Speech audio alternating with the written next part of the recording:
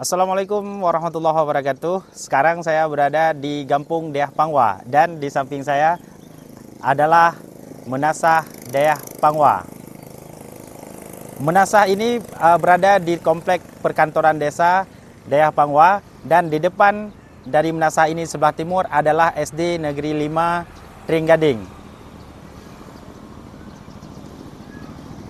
Untuk mengetahui kisah pembangunan Menasah Deah Pangwa ini, simak video ini sampai habis. Menasah Deah Pangwa berada di Kampung Deah Pangwa, Kecamatan Tringgading, Kabupaten Pidijaya. Bangunan ini terletak di area perkantoran desa yang mana di sekelilingnya merupakan perumahan warga. Pada sisi timur komplek terdapat Sekolah Dasar Negeri 5 Tringgading sebagai penanda utama lokasi bangunan bersejarah ini. Menasah bermakna surau atau musalla. Dalam konteks Aceh, kata menasah berasal dari kata madrasah yang bermakna pusat pendidikan. Kemudian, Deah berasal dari kata dayah yang bermakna pesantren tradisional. Sementara kata Pangwa diperkirakan sebagai nama tokoh atau nama lokasi. Oleh karena itu, menasah dalam masyarakat Aceh pada masa lampau memiliki fungsi ganda yaitu sebagai tempat ibadah dan pusat pendidikan. Namun, kini Menasah Deah Pangwa tidak lagi berfungsi secara efektif seperti dahulu. Saat ini fungsi utamanya adalah sebagai tempat pertemuan dan musyawarah warga, sementara pelaksanaan solat rawatib bertempat di masjid baru yang didirikan tepat di sisi selatan Menasah ini. Menasah Deah Pangwa berbentuk persegi panjang menggunakan konstruksi panggung. Bangunan ini ditopang oleh 18 tiang, luasnya adalah 15 x 11 meter dengan ketinggian maksimal 6 meter. Semua material berbahan kayu dan mengusung konsep rumah tradisional Aceh ataupun rumah Aceh. Akses utamanya adalah 2 buah tangga yang berada pada sisi timur bangunannya. Dan ini adalah tangga dari Menasah Deah Pangwa. Tangga ini sengaja dibuat menjadi 2 seperti ini untuk memisahkan antara tangga yang digunakan oleh laki-laki dan perempuan. Bangunan ini sangat kaya dengan hiasan. Seluruh permukaan dinding dihiasi oleh ukiran tradisional Aceh bermotif flora dan geometri. Bagian tebar layar dipenuhi ornamen salur-saluran yang dibuat menggunakan teknik subtraktif, menghilangkan beberapa bagian untuk memunculkan sebuah motif sehingga bangunan ini terlihat sangat indah.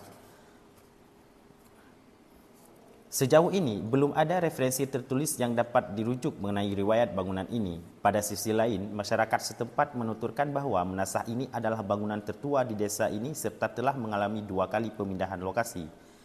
Pemindahan pertama tidak lagi teridentifikasi, sementara pemindahan terakhir dilakukan sekitar 50 tahun yang lalu. Setelah kami melihat-lihat di atas Menasah, kami menemukan sebuah pahatan tanggal. Di sini ada tanggalnya 31 Juli tahun 1984. Kami tidak tahu ini tanggal didirikan Menasah ataupun tanggal rehab terakhir. Tapi menurut informasi dan referensi yang saya dapatkan, Menasah ini sudah cukup lama, bukan 1984. Namun saya akan carikan referensi nantinya. Semua material yang digunakan kecuali atap seng belum pernah diganti semenjak didirikan sehingga keasliannya masih terjaga dengan baik. Terlepas dari sejarahnya, kekayaan motif menggambarkan keberlanjutan seni pahat motif tradisional Aceh masih terawat dengan baik dan komunitas masyarakat di Tringgading pada masa lampau. Meskipun ada beberapa bagian dari bangunan tersebut sudah mengalami pelapukan ataupun kerusakan pada bagian dinding dan tiang dari bangunan tersebut, tapi bangunan ini masih berdiri kokoh hingga dengan sekarang. Yang paling menarik dari pembangunan bangunan kuno-kuno di Aceh ataupun bangunan yang sudah lama di Aceh itu dari segi perakitan rangka. Biasanya dulu rumah Aceh itu tidak menggunakan paku tapi menggunakan pasak atau dalam istilah bahasa Aceh itu bajau. Nah, di Menasah ini masih terlihat bajau-bajau ataupun pasak-pasak yang dahulunya sudah digunakan. Namun setelah rehabilitasi tempat ini sudah ada juga digunakan paku dan baut. Berdasarkan sejarahnya, setiap desa di Aceh yang dikenal dengan kampung harus memiliki sebuah menasah. Lanskap ini telah berlaku sejak abad ke-17 Masehi, era Kesultanan Aceh. Kanun Muta Alam atau adat Aceh mencatat bahwa menasah adalah pusat peribadatan di tingkat kampung, sementara masjid berada di tingkat mukim. ataupun gabungan beberapa desa. Tugas seorang kepala mukim, imam mukim adalah memastikan ibadat solat rawatib dan solat Jumat berjalan sesuai syariah. Ini sesuai dengan pernyataan Sunok Hukronyo 1906 dan 1985. Keberadaan Menasah Dea Pangwa di kawasan ini memiliki arti sangat penting. Lokasi ini pada masa lampau berperan sebagai pusat aktivitas pendidikan, sosial, dan keagamaan. Keberadaannya menggambarkan sebuah pola pemukiman masyarakat Aceh di Pidijaya yang telah tertata sangat rapi pada masa lampau.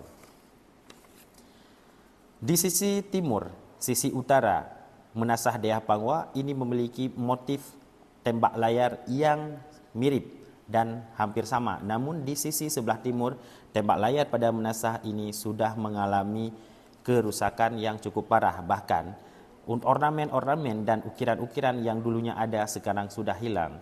Begitu juga detail pahatan ornamen pada dinding Menasah Dea Pangwa bagian utara juga sudah sedikit mengalami kerusakan.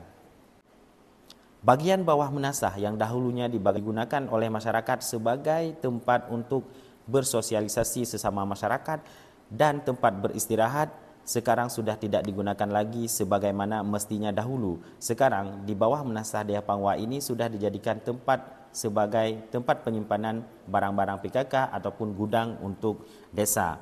Namun demikian, konstruksi di bawah Menasah ini masih sangat kuat dan kokoh meskipun ada beberapa bagian yang sudah melapuk, namun keberadaan Menasah Dea Pangwa ini masih bisa dipertahankan. Menasah Dea Pangwa ini sudah dijadikan sebagai cagar budaya oleh Dinas Pendidikan dan Kebudayaan Kabupaten Pidijaya, sehingga bangunan dan lokasi ini sudah bisa dijaga dan dikawal oleh pemerintah Kabupaten Pidijaya. Sekarang Menasah ini sudah dijadikan sebagai cagar budaya oleh Dinas Pendidikan dan Kebudayaan Kabupaten Pidijaya, dan Menasah ini juga masih berdiri kokoh seperti yang kita lihat sekarang. Demikian Jalaluddin Usman dari Gampung Dea Pangwa, Kecamatan Tringgading, Kabupaten Pidijaya. Assalamualaikum warahmatullahi wabarakatuh.